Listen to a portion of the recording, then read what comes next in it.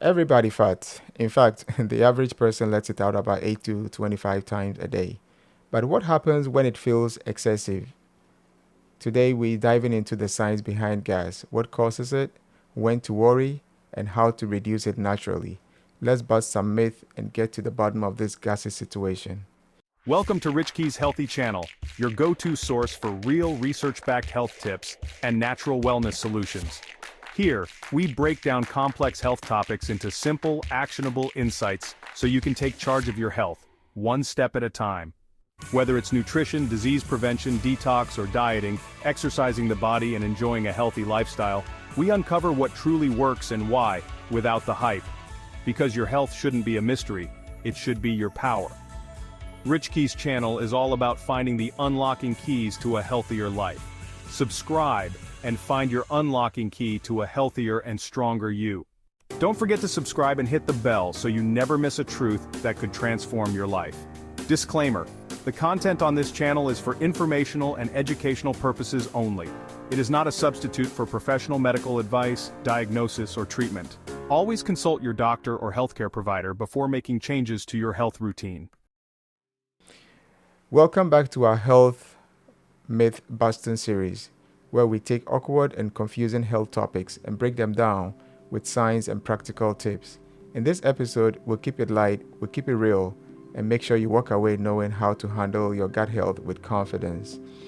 So, what actually creates gas in the human body? There are three main sources. Number one is swallowed air. Eating too fast, chewing gum, even talking while eating lets extra air slip into the stomach, and that air would have to make its way out at some point. The second one is bacterial fermentation. The bacteria in your large intestines love breaking down the food fibers, which is a byproduct after you've finished digesting your meal. The third form of gas is also from the chemical reactions between acids and enzymes. During the breakdown of your food, it does release carbon dioxide, and that carbon dioxide at some point has to also exit the body.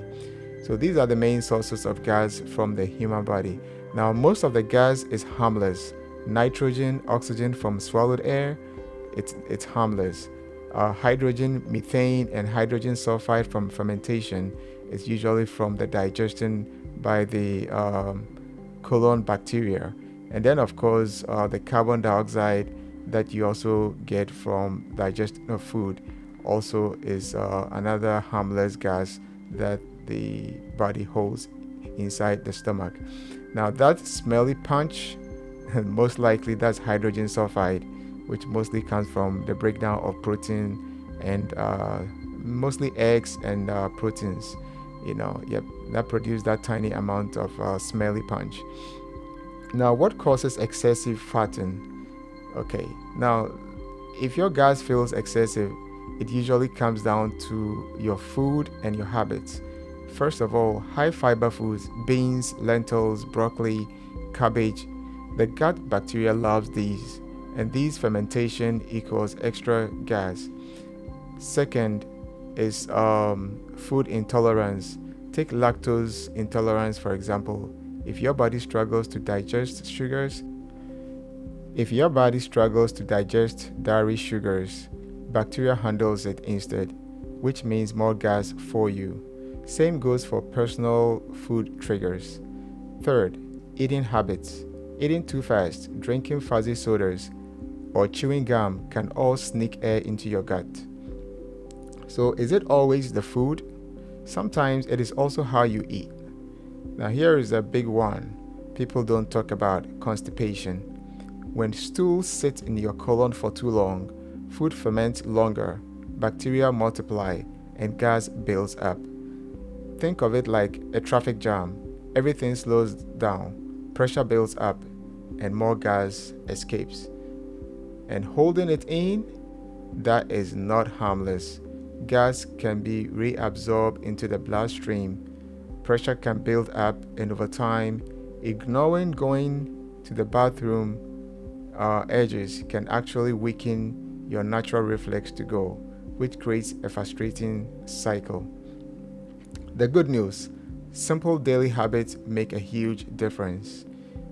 Eating strategies. Eat slowly. Chew thoroughly. Try smaller, more frequent meals. Avoid talking whilst eating. Less swallowed air. Food modifications. Increase fiber gradually. Soak beans before cooking. Keep a food diary to spot your triggers, the food that you eat that potentially give you excess gas. Everybody is different. Some people can eat beans and eggs and they're fine. Others eat beans and eggs and you cannot stand around them for too long. The other one is also to stay hydrated to keep digestion smooth. Now, lifestyle changes that you can also make. Don't ignore bathroom edges. If you feel like there is an edge to go use the bathroom, don't hold it in. It's actually bad for you when you hold it in, because not only does the bacteria continue to feed on the stool, but also the water that is being absorbed from the stool makes it hard, which makes it more difficult for you to go.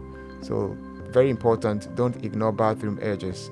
Now you need to also move your body regularly. Exercise, jump around, do some running. That helps move things to the lower side of the colon so they can exit. You wouldn't believe this, but stress, manage your stress. A lot of times when people are stressed out, they do pass a lot of gas. So manage your stress. That would help keep your gut health as well.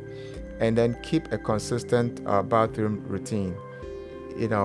If it's in the morning, try and make sure every morning you do it. And that way gas wouldn't build up. The body knows routines. Some people do it every morning, and if they don't do it, they cannot go through the day. So keep a consistent bathroom routine. When do you have to see a doctor if it's excessive? Now, most gas is normal, but there is a time when you need to see your doctor if it gets too excessive. One of the things is when you get sudden changes. So yes, when you do get sudden changes in your bowel movement, it's either become too frequent, like a diarrhea, or it becomes a constipation that lasts longer than 3 days. These are times you need to see your doctor. If you also do see blood in your stool, there's something happening in your colon, you need to go see your doctor. Okay, and finally, if you get severe abdominal pains, that could be something else. These are red flags that says go see your doctor, get checked out. So here's the takeaway. Farting about 8 to 25 times is normal. Gas is just part of the healthy digestion. But if it feels too much, small daily changes can make a big difference. And if you found this helpful, hit the subscribe button, drop a comment.